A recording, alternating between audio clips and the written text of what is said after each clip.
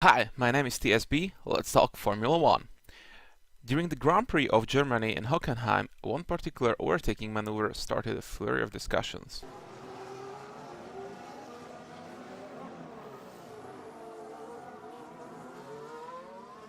Let's look at what the sporting regulations say about the matter.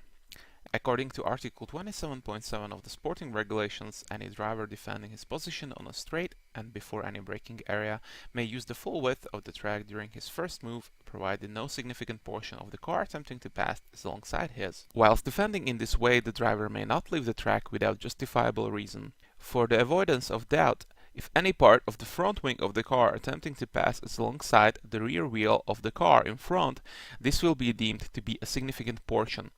As Rosberg applied the brakes very late into the corner, he has momentarily overtaken Verstappen and became the party that needs to defend. However, since a significant portion of the car attempting to pass is alongside his car, he may not use the full width of the track. Furthermore, Article 27.8 of the sporting regulations specifies that maneuvers liable to hinder other drivers, such as deliberate crowding of the car beyond the edge of the track or any other abnormal change of direction, are not permitted. Therefore, Rosberg might be found in breach of this article only if the move is deemed deliberate. Lastly, Article 38.1 of the sporting regulations explicitly lists forcing a driver off the track as an incident under one of its subsections. Note that if the stewards are in doubt, they can postpone any decision regarding an incident after the race.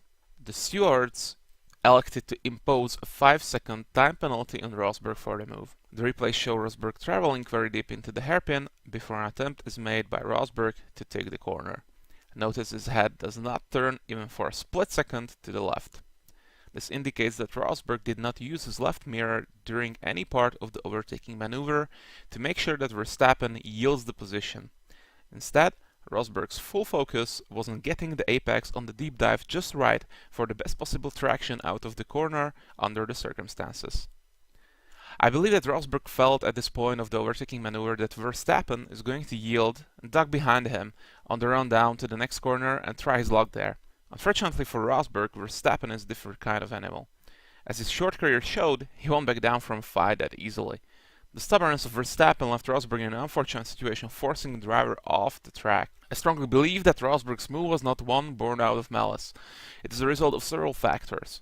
One must not forget that Rosberg has the dominant Mercedes car at his disposal for the last few years, capable of beating opponents into submission with relative ease. This fosters an overtaking style that expects little to no resistance from an opposition sporting different hardware. Let's not forget that Rosberg is under a considerable amount of pressure during this race, especially. He is fighting for a championship for the third year in a row, against a teammate that beat him twice, in a season that's seen Rosberg's commanding lead in the standings evaporate. In a race on his home soil where Rosberg started from pole position, it must be extremely frustrating to have to deal with drivers different to Rosberg's prime competitor, Lewis Hamilton. There is also the Ricciardo move that denied Rosberg third place on lap 2. Notice that Rosberg dove in behind Ricciardo at the hairpin and with superb traction was alongside, if not slightly in front of Ricciardo as the pair took turn 7.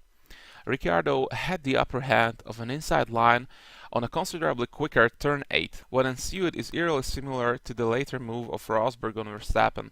However, note that at no point was Rosberg forced all four wheels off the track by Ricciardo. Coming out of turn 8, Ricciardo corrected supposedly to allow Rosberg some room, as can be seen here. Albeit without proper angles from the cockpits of the respective drivers, it is rather difficult to judge whether Ricciardo was reacting to the lingering presence of Rosberg, or whether the next turn necessitated an overcorrection as a result of the exchange. In the end, all these factors contributed to how the Rosberg-Verstappen maneuver played out. Was Rosberg entirely at fault for the incident? Definitely not. Did Rosberg breach the sporting regulations? He objectively did. Would F1 be better off with the regulations changed? That is a difficult question without a simple answer, really. In all honesty, I believe some of the burden must remain with the stewards, as all regulation has its adverse side effects too.